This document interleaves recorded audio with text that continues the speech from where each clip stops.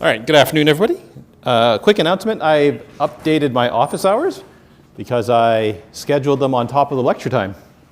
So they're now 2:30 to 3:30 instead of 1:30 to 2:30.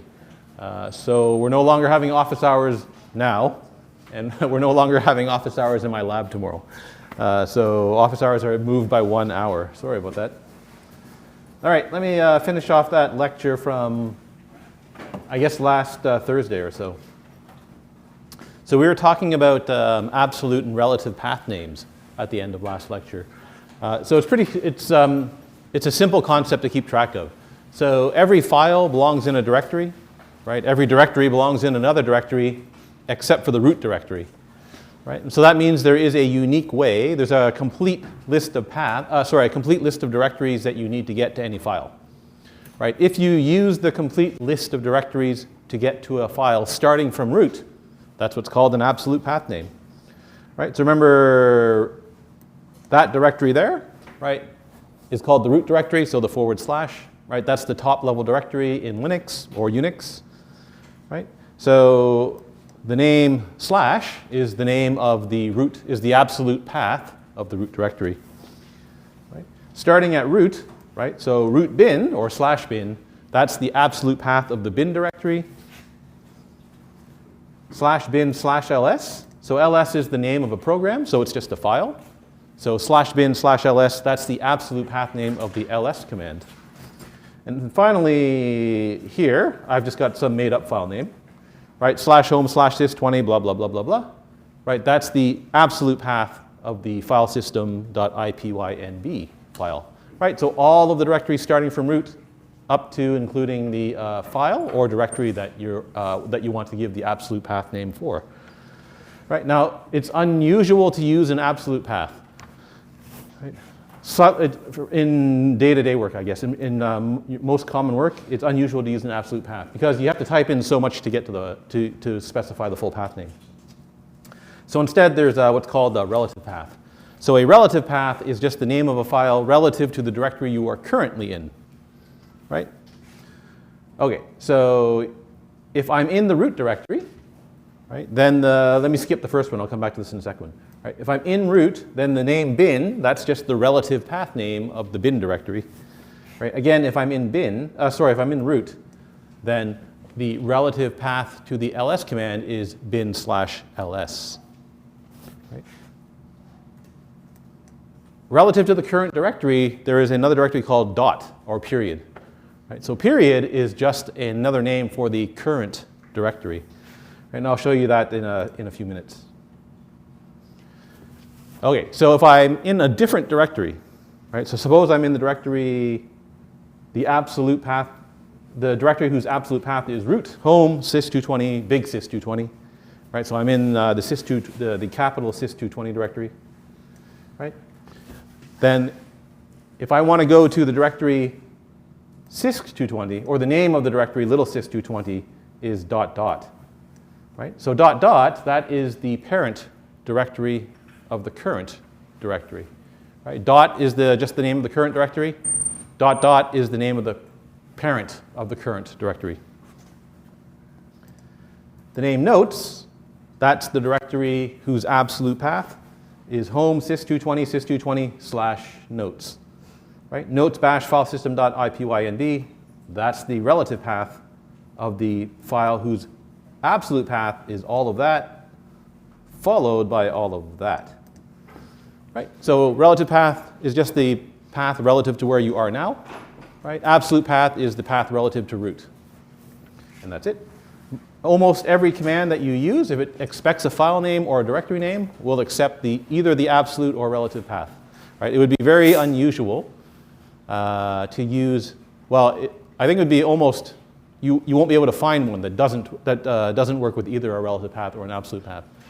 The only time you'd come across a command that doesn't work with both is if you come across some command that someone has written and they've specifically hard-coded in an absolute path of some kind. Right, so it'd be very unusual to find a command in Linux where either the absolute or relative path works. Does not. Very unusual, where it doesn't work. Okay, so let me The best way to learn about all this is just to do some examples. So I'm just going to jump into Ubuntu here. So here we go. Okay, so I'm currently in this directory. Well, if I do pwd, that prints the absolute path of the current directory, right? So you can see that I'm quite deep in the directory structure, right? Root, home, Burton, 2023, CISC220 assignments, A1, CISC220, A1. This is actually your current assignment, which will come out later today. Okay, so if I type cd dot, right? What is dot? Well, dot is the name of the current directory. Press enter, ask for the current directory, and it's the same, which makes sense, right? cd dot doesn't do anything. It just changes to the current directory, but you're already there. Right? Dot dot is the parent directory. So if I do cd up up, right, or dot dot, right, and then ask for the current directory, you can see that I'm one level up, right? I'm now in the A1 directory. Right? If you want to visualize your directory structure from the terminal, there's this command called tree. Right? So tree will print a graphical representation of your directory structure. So if I do tree, there we go. Right? So starting from the current directory, right, you can see that there's a file called a1.html, there's an a1.md, there's all of these. Right? You can see there's a directory called CISC220A1. In there, you can see there's a directory called assignments, and there's A1, and then there's a whole bunch of other files. Right? So you're going to download a zip file containing all of this stuff, and you'll be working with these files for your first assignment. Right? So if you need to visualize the directory structure for some reason, you can always use the tree command. Furthermore, you can use the tree command and specify any directory that you want. So if I write tree and then root, right, that will give you the picture. That's going to give me a huge picture. Well, let's try it. That's going to print out every file on my file system starting from root, and you can see there's a gazillion of them, so I'm going to stop that. Control-C will stop a command if you're in the middle of something that's running for a very long time and you want to stop it. Right? If you don't want to list all the files, you just want to list the directory structure, there's a way to do that as well. Right? And we'll find out how to do that in a little bit. Okay, what about CD? Okay. There is so we've got dot, right? That's the current directory name. We've got dot dot, that's parent directory name. What about the user's home directory name? Right? Is there a special character for that? The answer is yes, right? So cd, so the character here is the tilde, which is uncommon, but that's what we use in Linux. It's the character that looks like that, right? Whose name is tilde, the tilde. Right? So tilde is just the short form for your home directory name. Right? So if I type in cd tilde, press enter, right, you can see that it switches to my home directory. Right? So root home / Burton. cd, so I want to go back to where I was. CISC, assignment A1. Okay. Right, so now I'm back in the A1 directory. I want to go to CISC220A1. And then I want to go to, what do I want to do here? I want to do, oh, right, the funny file names. Okay, so cd, marking, assignments, here we go.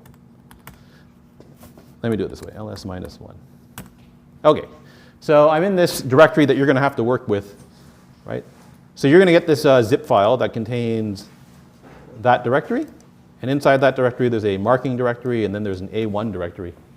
Right? In the A1 directory, there's a bunch of made-up students. Right? So when I get your assignments off of OnQ, after I process them, what ends up happening is I have a directory for each student who submitted an assignment. Right? All of the files that you submitted are in that directory somewhere. Although that's not the way OnQ gives them to me. I have to process them with a bash script to get that. Okay, so you can see here I've got a bunch of funny file names, right? I've got I need a job, Betty did it, jackhammer, just in case, right? Here's a funny one. It's inside double quotes, which we haven't seen yet. Right? If you ever see a directory name or a file name that's in double quotes, bash is trying to tell you something. Right? It's trying to tell you that there's something funny about that name. Right?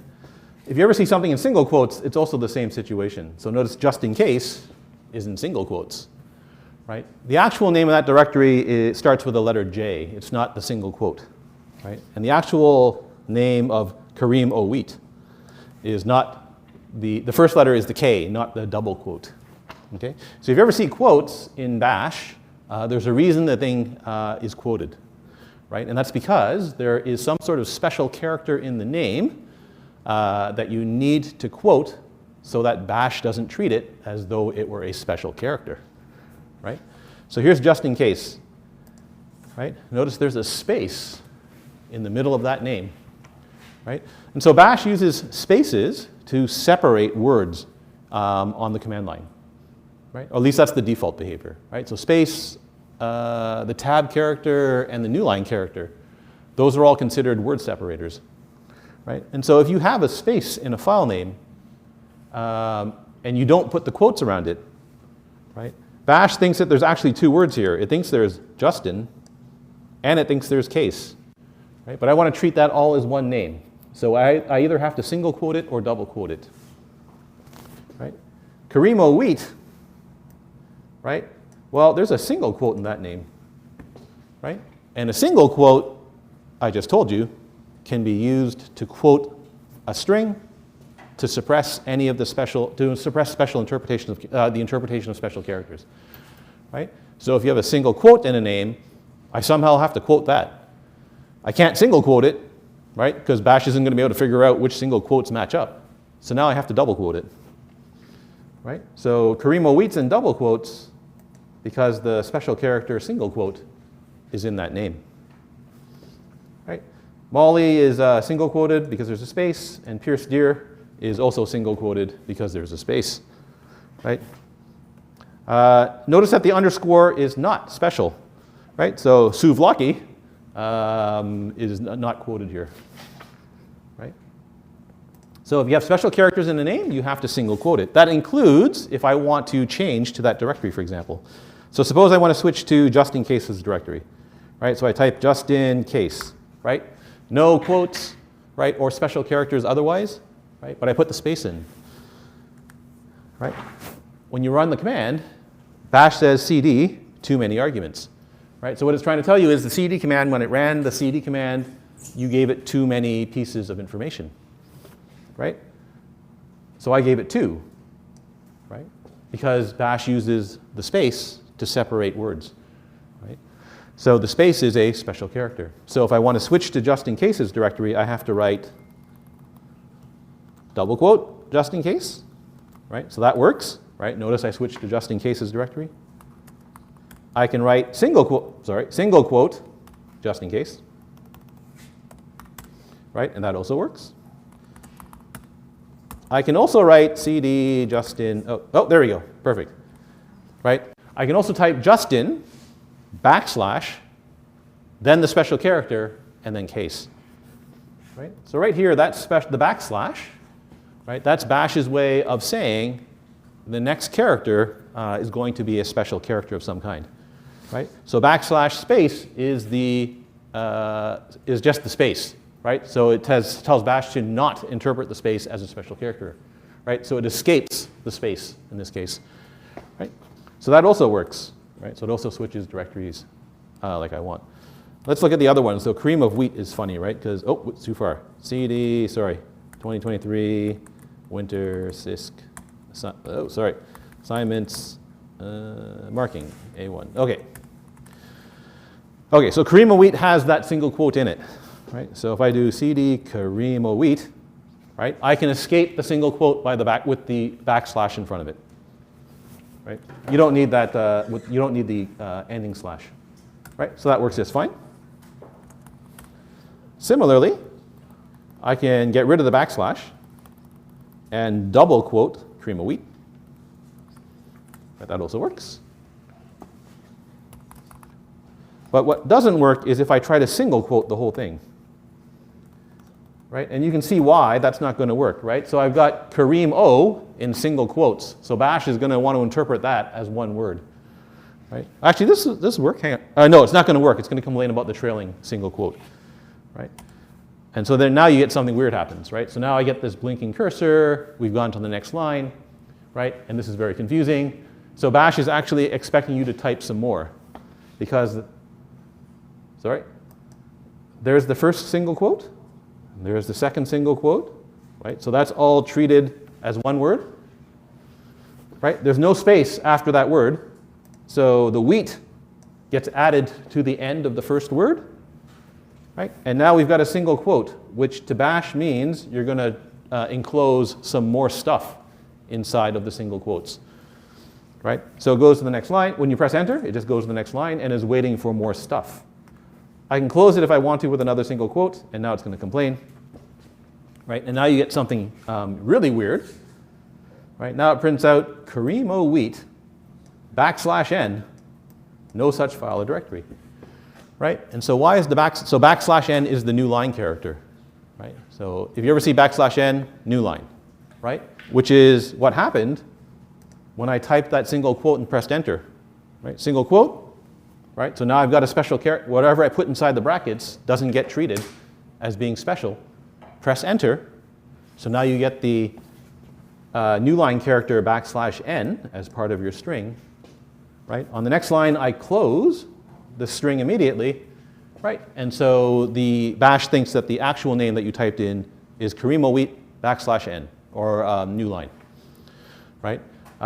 Which you might think is weird, but that's the way it works in bash. You are, in fact, allowed to have a new line character in a file name in Unix, which is very strange to most people, right? It's very bizarre that you can put a new line character in, but you can. So if you ever have a special character, and I'll explain explicitly what are special characters in a later lecture, right? But things like single quotes, double quotes, spaces, those are all special to the bash shell, right? If you want to use them in a file name, you have to quote them somehow, right? Any questions about that?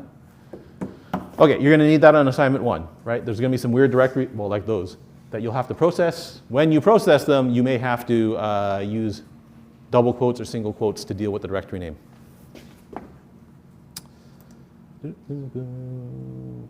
Okay, what else? That's it for that notebook, actually.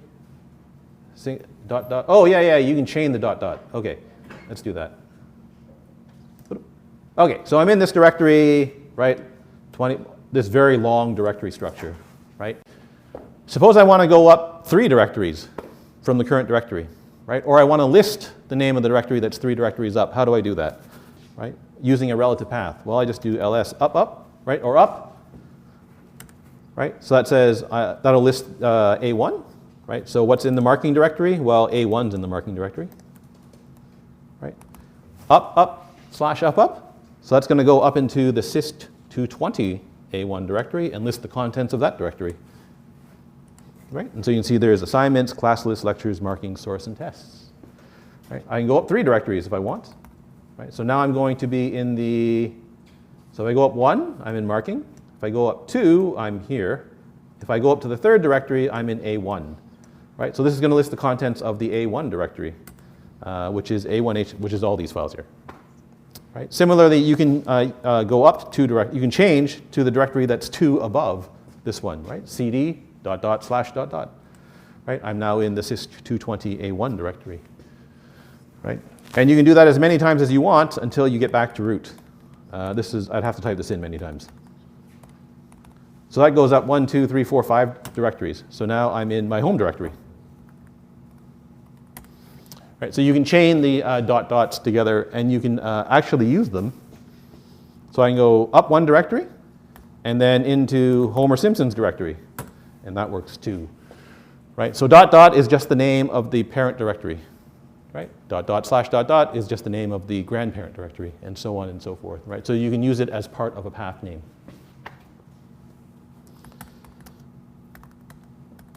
Sorry, I should probably try to remember to stay in this directory. Okay. So that completes the file system notebook, right? So we've covered that entire notebook now. All right, so there is if you go a little bit further down in the lectures list, there are PowerPoint slides for the next lecture that I want to talk about. We're a little bit out of order relative to the notebooks, but that's because the notebooks are a lot longer than the lecture slides. So Okay, so basically when you're working on the command line, you're basically typing in a bunch of commands. So you need to know how do I type in a bash command and what are all the different parts of a command.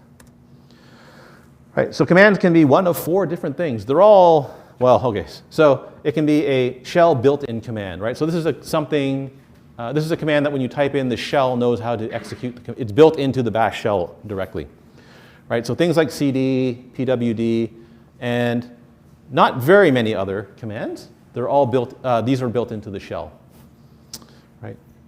More commonly are programs that someone has written in some other language usually, compiled, and then made available as an executable program, right?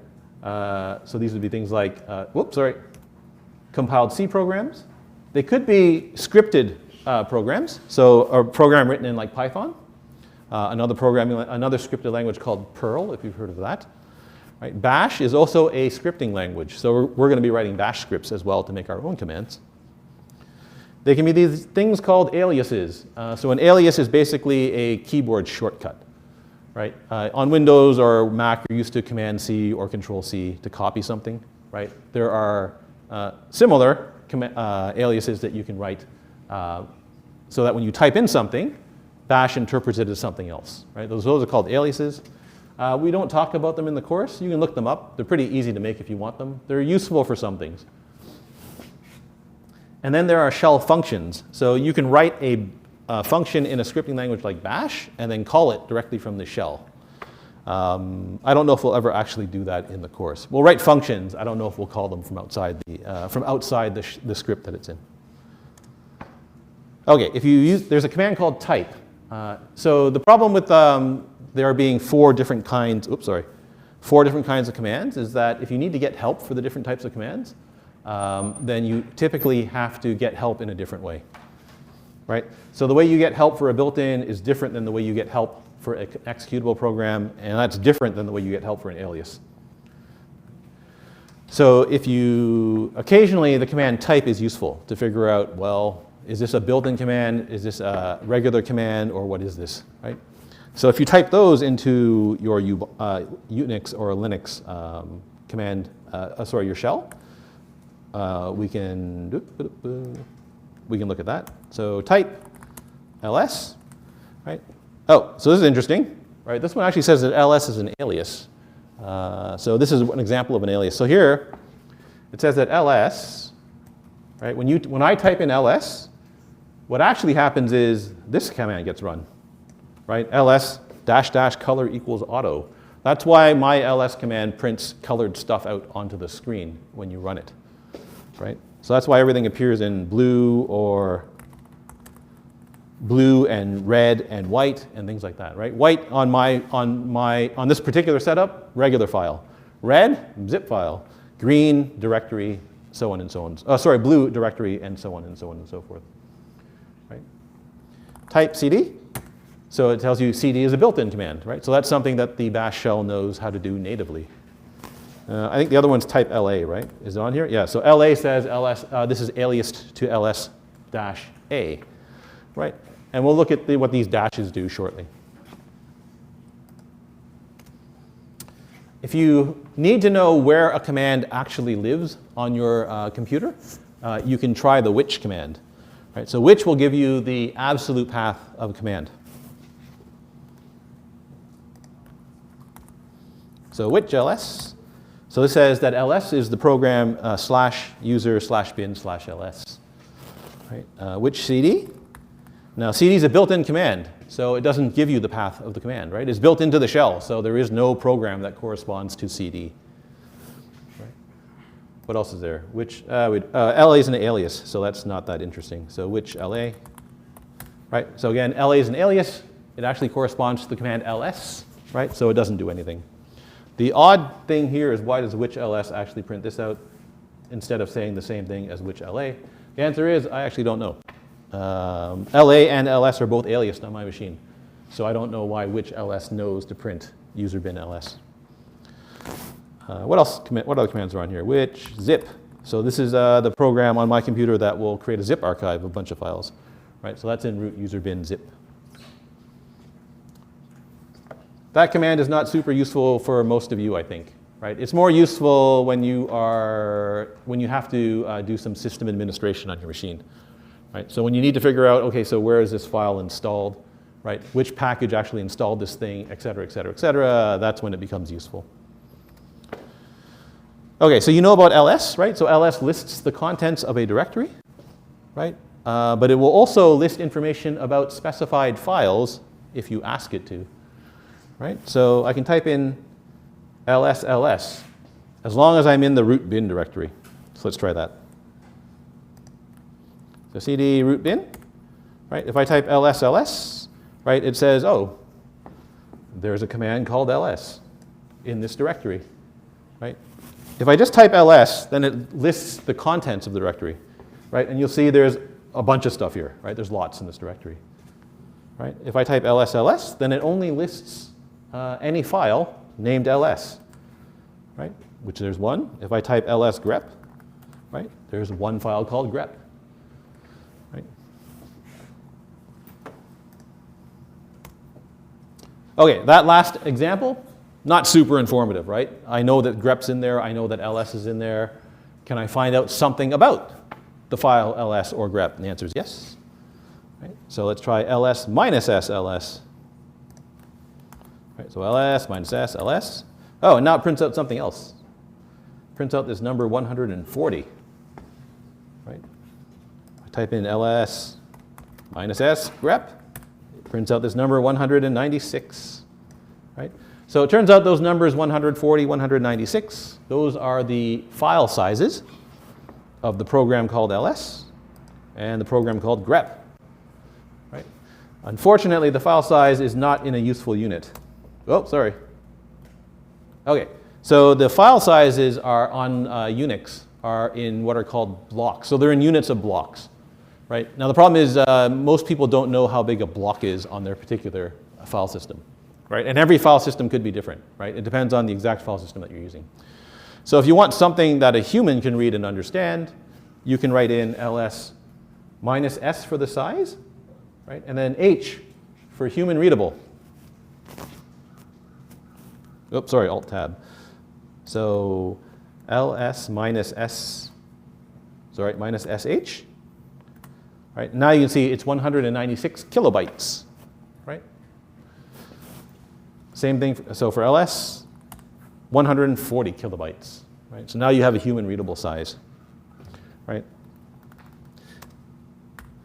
That s and h, you can combine them into one, or you can list them separately. So minus s space minus h does the exact same thing, right? So if you have multiple, these are, anything with a minus sign in front of it, or a hyphen in front of it, is called an option, right? If you have multiple options, you can combine them all together into one. Right? So minus s is the option to print the size. Minus h is the option to print the size in human readable units. Right? And so when you combine them together, you get the size in a human readable format. Right? And all of the, well, not all, most of the many Linux commands run this way, or operate in this form. Right? So a shell command in Linux has the following structure. Right? Name of the command, right? Hyphen, your options, right? Or hyphen option 1, hyphen option 2, hyphen option 3 with a space in between, right? Followed by your arguments, right? And both your options and your arguments might be optional, right? So some commands like ls, I don't have to give it an argument, right? I just type in ls and press enter, right? Then it lists the contents of the directory, right? If I type in ls and provide it the name of a file or directory, it will list the contents of that file or directory. Or it'll list the file, or it'll list the contents of that directory. Right? Many commands will accept more than one argument. Right? So back here. Right? So there is where I list the size, right, of the ls program, but I can do the same thing for grep. Right? And now it lists them both. Right? So grep is 196 kilobytes, ls is 140 kilobytes. Right? And I can ask for 3 programs. So zip, right? Zip is 212 kilobytes. And I can ask for 4, right? Unzip. Notice I'm using a space to separate all the arguments, right? So again, the significance of the space is that it's used as the word separator in bash. Okay, you can combine options, one hyphen only, no spaces between the options. So I can try ls minus big A, sh1. So let's look what that does. We know what the S and the H do already, right? So the S and H are size human readable, right? ls minus big A, sh1, right? And so now this lists everything in the directory. Notice there's a lot in this directory. This is probably a bad example. This is going to be very hard for me to, okay, here we go. Okay, so ls minus big A, sh1. So the one lists the output in one column, right? So one file name, almost one file name per line, not quite. If there's a new line in the file name, it'll take up more than one line. Right. Minus big A. So minus big A means list the contents of the file, list almost all of the files in the file, right? So almost all means if there are any hidden files in the directory, list those as well, right? So let me show you what I mean by that. So I'm going to go back to my home directory. Okay, so cd, and then enter, that takes you to your home directory. cd tilde also takes you to your home directory, right? If I type in ls, I get a bunch of junk, right? So there's just a bunch of random files here. If I type in minus big A, right? Suddenly there's a whole bunch of other stuff here, right? There's dot, bash history, dot, bash logout, dot, bash profile, dot cache, and stuff like that. There's a bunch of file names that start with a dot, right? So in bash, most Unixes, I think, files that begin with a period, right? Any of these things here are treated as hidden files by commands like ls, right? And by the shell in general, right?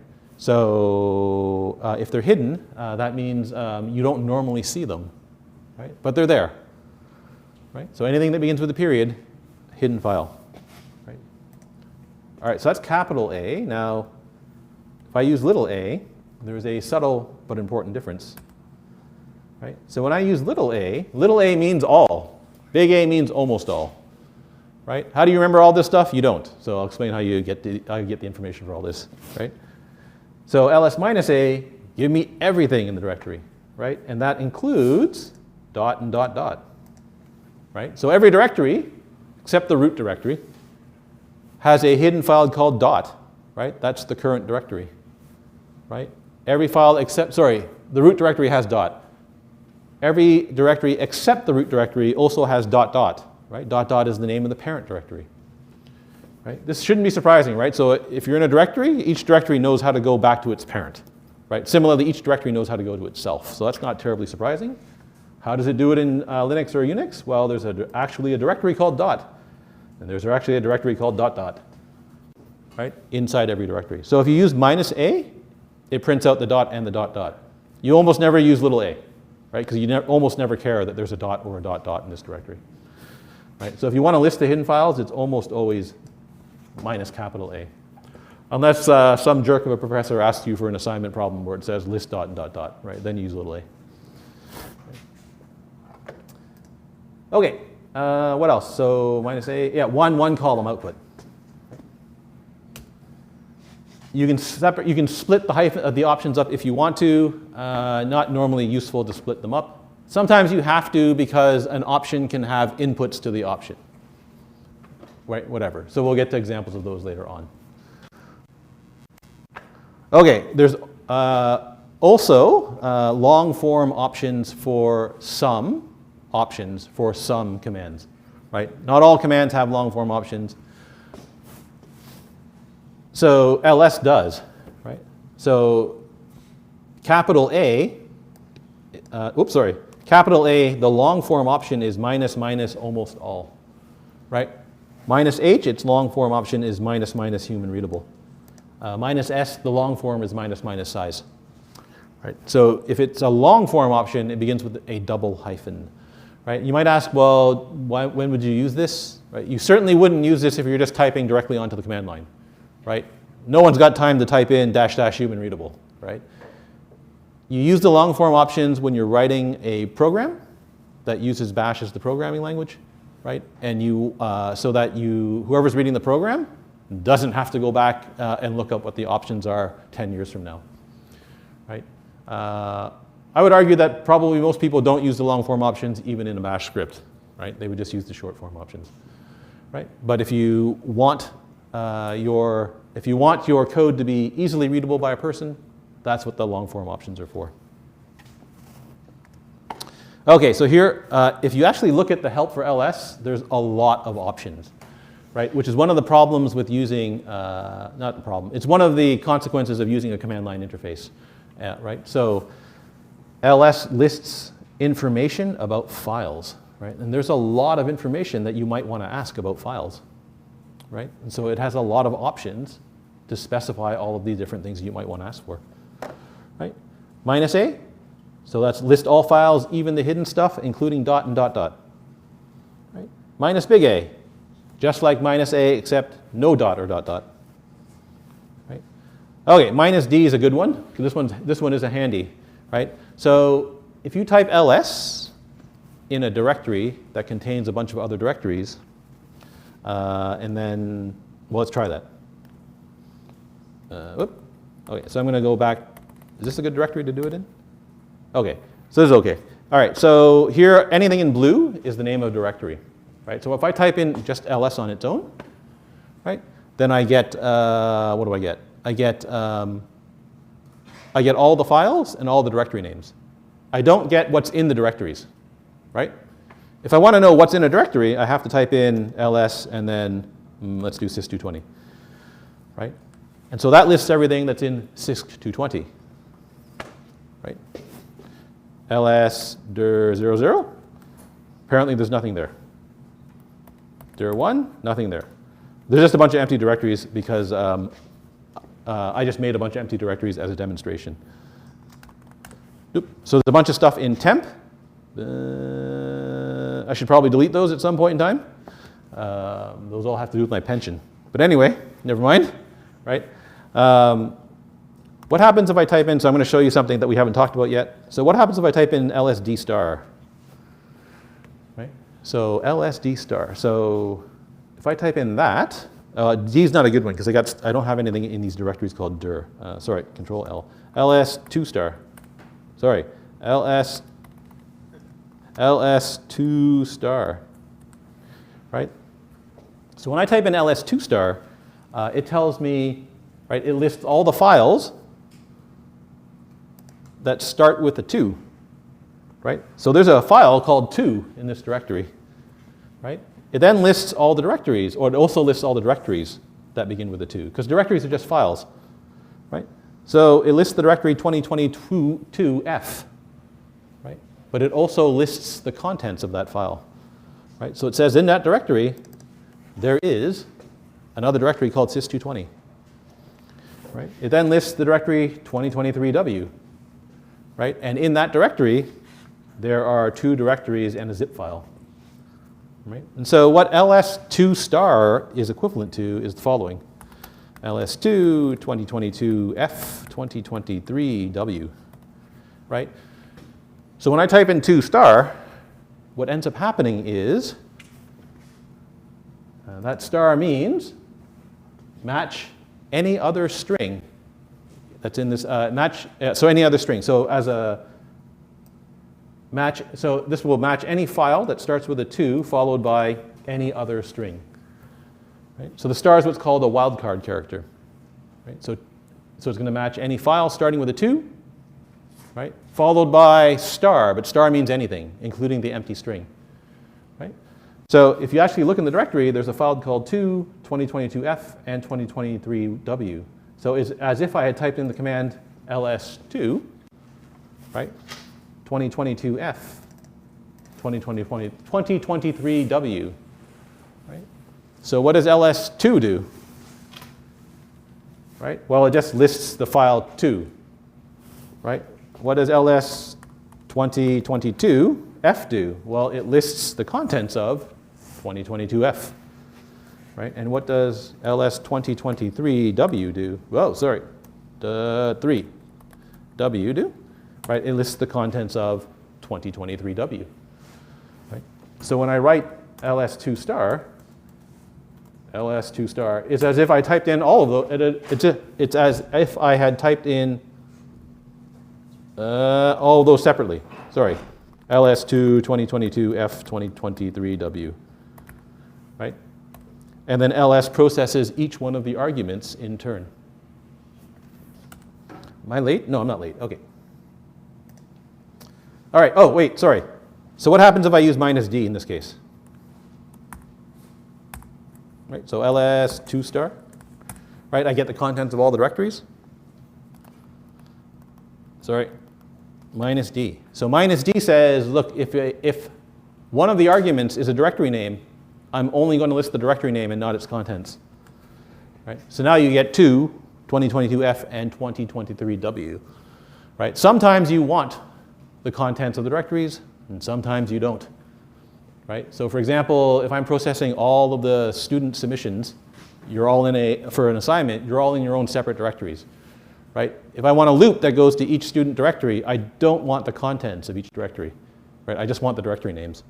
So here I might use ls-d to get all of the student directory names without listing their contents at the same time. Right? So it is, so that option is useful. There's a bunch of other options here.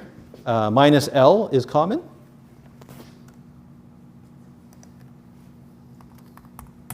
So -l is what's called the long form output. Right? You get one file per line, and you get a bunch of other information for each file. Right? You get this funny stuff here, you get my name here, file size. That's the modification time. So that was the last time that file was changed. Right? And then you get the file name. Right? So the long form option lists extra information. The extra information that's listed is not specified in the help. Right? It changes for every implementation of ls. Bizarre, but true. There's no standard output for the long form information. Right? Right. And so you can see there's, so when you use a command, right, it's not just a command, it's a command with perhaps many options as well. Right. Okay, so how do you find out what these options are? Right? So I would recommend for most of you, because most of you, when you're working, you're going to have access to the internet, right? I would just search it, right? The problem is if you're working on a computer and all you have is a terminal, possibly with no internet connection, you're now how do I get help, right? You might say, well, that's never going to happen to me, and the answer is, well, it could happen to you, right? You could be working in some high security job, right, where you're maintaining a bunch of servers. You remotely log into a server and you have no internet access from where you are. Right? This would not be that unusual, right? Especially if you're working with sensitive information. Right? So how do you get help for a command if you don't remember what it is? Well, there's lots of different ways. Some commands have -- help. Not all, unfortunately. Right? So ls -- help will in fact list out help for ls. Right? Notice it's not super informative help, right? It's very, very terse, right? There's no examples, right? There's no tutorial, right? There's nothing, right? There's no video, there's nothing, right? You just have to read it and try to figure out what it's saying and then play around with the command and try to understand how it works, right? So if you ever need help for something, you don't have an internet connection, try -- help. Wait, how do I get back here? Okay, if you have a built-in command like cd, you can use either one of those two up there, right? So you can type in man built-ins, or you can do help cd. So let's try that. Help cd, right? And now you get the help contents for cd, right? Again, notice no examples, right? The descriptions are very terse, right? They're precise, but they're very short. Right? They don't go into long expositions of how this thing works. Sure, one more. Okay, so if you don't have a built-in command, so I've got something like ls, or zip, unzip, cowsay, right? These may or may not have what's called a man page, right? Man being short for manual, right? So there's a program called man, which is the Unix manual piece of software. Again, the information on the man pages, they're strictly for reference only. They're not tutorials, right? So that's why I suggest if you have an internet connection and you need help for something, look it up. So let's see what happens when I type in man ls. Okay, so when you type in man ls, typically what happens if the manual is long, or long-ish, like more than one page, what you end up with, you end up in a different program. You end up in a program called less, right? But you don't need to know that, right? So less is a program that lets you navigate through pages of information, right? So man outputs the manual page, sends the output to ls. ls lets you navigate through the page, right? So here you see at the top the name of the command. Here you see the synopsis, right? So that's normally the first place you look, right? You can see here, how do I use ls? Well, it's ls followed by some options followed by file, right? If it's in square brackets, it's optional. If you see ... that means possibly more than one, right? So this says, to use ls, you pass in 0 or more options followed by 0 or more file names, right? So that's how you have to learn how to read it. And then you go into the description, and then typically what happens is a list of all of the options are presented to you, right? So you can see here -a or -all, right? Do not ignore entries starting with dot. Right? -big A, do not list dot or ... and so on, and so on, and so on, right? So to move forward in the man page, you press the space bar or F, right? To move backwards, use the B, right? So forwards, back, forwards, right? And so on, right? And you can see that this particular man page, well, it's fairly long, right? And so for, this is not a very long one. This is relatively short for a man page, right? And so man will also, is the standard way of getting help for a non-built-in command on the command line. Q will quit, right? It'll put you back out into your shell. What else are we? Okay, so that I explained that. Navigating, oh, here's the handy navigating a man page stuff, right? So man actually puts you into this program called less. So when you're trying to navigate the man page, remembering or looking up this table of keys is sort of useful. You can also get help from man itself, man ls. So I think at the bottom, yes, if you press H, it'll give you that information as well, right? So it'll tell you how to navigate the man pages, right? Why they picked letters E, Y, F, B, Z, I have no idea. Right? It's just the way that less works. Okay, last example, and then I'll call it quits for the day. So if you want to look up the man page for a command, you just type in man followed by the command name. Right? So if I do man cowsay, right, that gives you the man page for the cowsay program. Now, one of the things you have to notice is that there is no standard for how the information is presented. Right? It's not like Javadoc, where there's a well-defined standard for how to write Java documentation. Right? Whoever wrote the cowsay program wrote the man page. Right? And so you might end up with any sort of format. So notice here, cowsay doesn't actually tell you, the man page for cowsay doesn't actually tell you what each option does in a nice, easy way to find out. You have to read everything there to figure out exactly what each one of these options do. Right. All right, I think I've babbled on for long enough. I will see you later in the week. Your first assignment will come out this afternoon. You don't quite know enough to do everything yet, but you should be able to get through half of it by now.